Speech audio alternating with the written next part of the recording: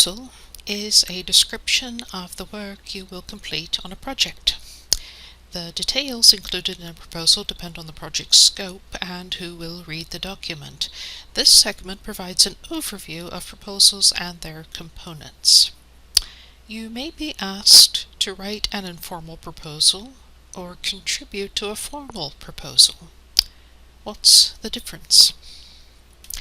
An informal proposal is generally very short. It may be a memo, a 1 to 2 page letter, or even an email. Regardless of length, the informal proposal must contain certain components in order to persuade its readers to take action. Context.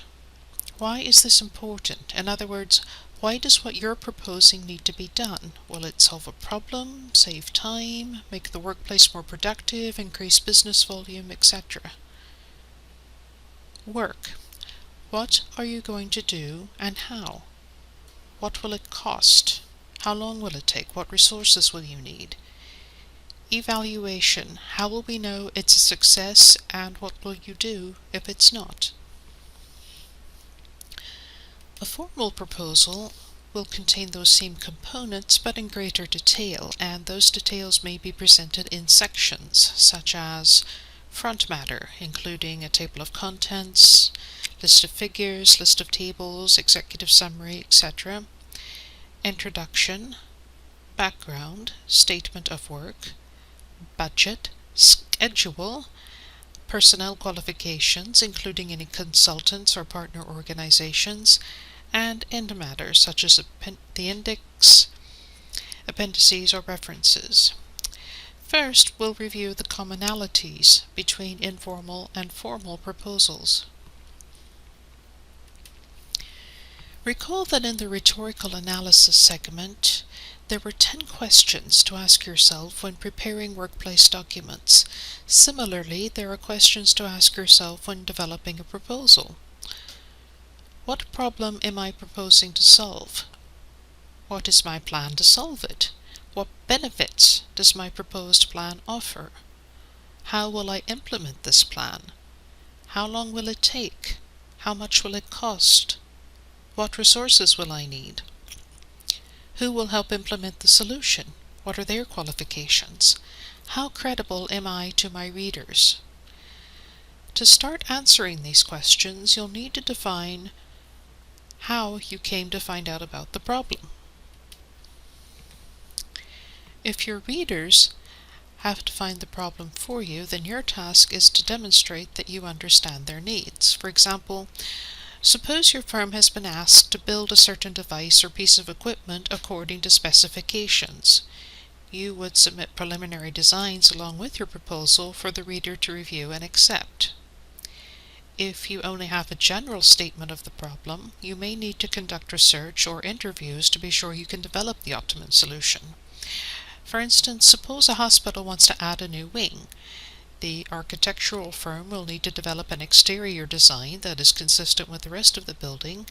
They'll also need to know what the hospital plans to do with the space. Will it be for research? If so, certain ventilation may be necessary for the lab hoods. Will it be for patient care? If so, there may be special requirements for electricity, generators, equipment, computer networks, etc. If you have identified the problem, you'll need to think about how to get others to recognize that it is a problem and that your solution is the best approach. For instance, small businesses may develop proposals to provide products or services to larger corporations. The management will need to persuade corporate management that using the small business will be less expensive and more efficient than creating the product or providing the service in-house. Also similar to the rhetorical analysis, you'll need to know who your readers are and what they expect. An informal proposal is usually addressed to a single person or small group of people who have the power to make a decision or act on your solution. For example, a hotel prepares a proposal to host a professional conference.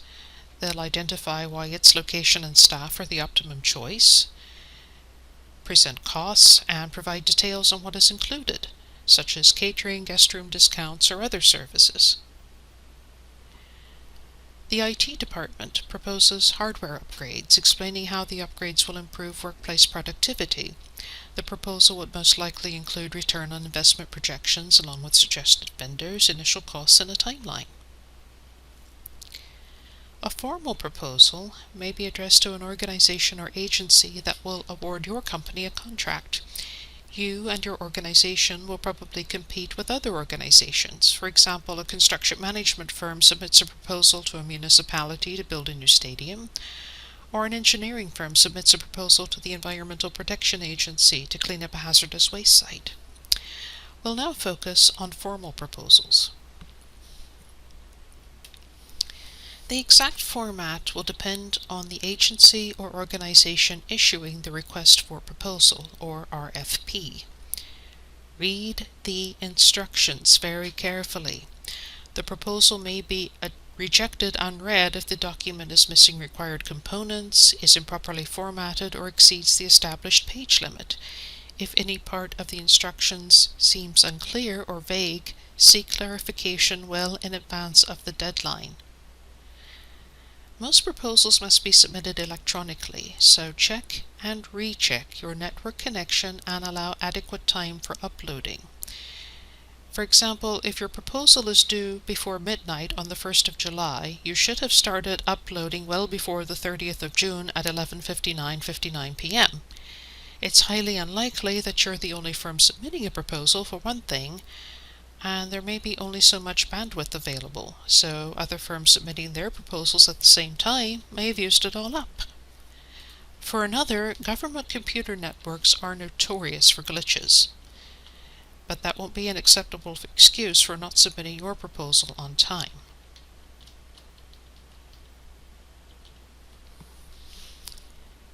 Formal proposals are seldom, if ever, written by an individual, especially in large firms. Therefore, you'll need to be able to work with others as a team. As soon as you get the RFP, you should begin planning your work so you can work your plan. This means assembling the team and holding a meeting to get started. Your meeting's purposes are to assign team members to work on specific sections depending on their areas of expertise. You'll have your engineering team working on the technical sections, while the finance team concentrates on the cost and budget sections. Prioritize the work so that the most important sections of the proposal are completed on time. This means that the main portions of the document must be completed before anyone concentrates on the front and end matter. Ensure all team members are aware of the project schedule and can deliver their parts on time. You will establish the schedule before the first meeting. Remember to allow adequate time for reviewing content, formatting, completing the front and end matter, and writing the executive summary. You'll also need to establish a schedule for regular status meetings with your team, and these meetings should include everyone involved in developing the proposal, from the senior engineer to the junior administrative assistant, and this is because everyone needs to be kept current on what has been done, what still needs to be done, who is responsible for doing it, and when. At the end of each status meeting, take a few minutes to review the path forward, and everyone should be clear on what everyone else is doing.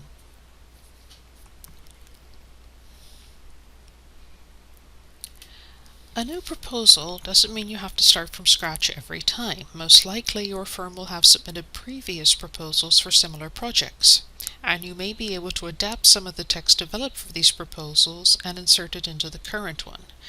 This is commonly called boilerplate text, and it may include company history, which is a good way to establish credibility and experience, corporate hierarchy, organization charts, executive biographies, etc., and successfully completed projects that are similar in scope to the current RFP to prove your competence, but be careful.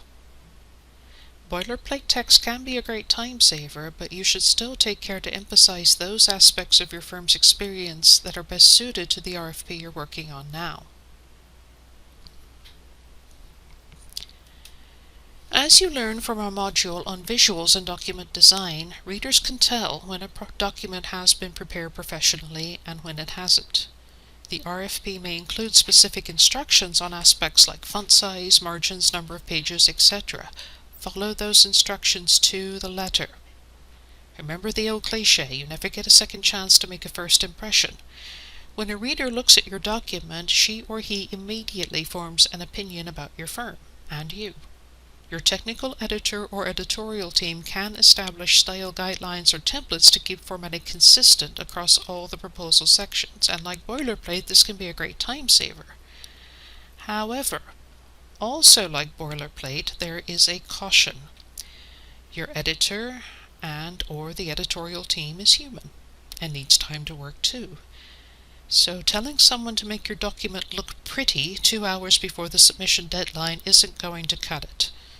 Project management must allow adequate time for editors to check and recheck the entire proposal for terminology, tone, formatting, table of contents accuracy, proper figure and table placement, callouts, etc. Your software spell checker is not your friend, and neither is its table of contents generator. On that note, front matter is important because it's the first thing your readers see. Again, follow the RFP instructions, but generally the front matter will consist of the letter of transmittal. Proposals submitted to government agencies must include the letter of transmittal, which will include the topic and purpose, proposal highlights, and end with a feeling of goodwill and enthusiasm, motivating the readers to read the document. A title page, a table of contents, a list of figures and a list of tables, and the executive summary. Now, many proposal consultants believe this is the most important part of the proposal. A proposal may be accepted or rejected based on the impression the readers get of the company based on the executive summary. The end matter is important too. The conclusion is your last chance to make a good impression, and it will be the last thing your readers read, so make it count. Re-emphasize the company's competence and capabilities. Your goal is to persuade the readers that your firm has the expertise and resources to accomplish the project. You can also emphasize your firm's success at similar projects and work quality. Appendices may not be permitted. If they are, keep them to a minimum. You may include additional visuals, blueprints, letters of support, or some other documentation that supports your ability to accomplish the project. References are usually required for research proposals. You probably won't need them for engineering proposals.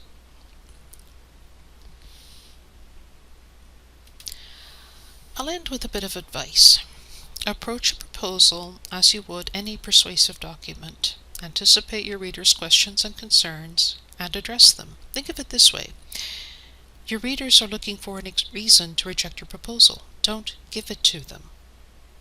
For commercial proposals, cost is a primary consideration. If you aren't the lowest bidder, you'll need to draw the reader's attention to your firm's performance, reliability, and ability to deliver on time.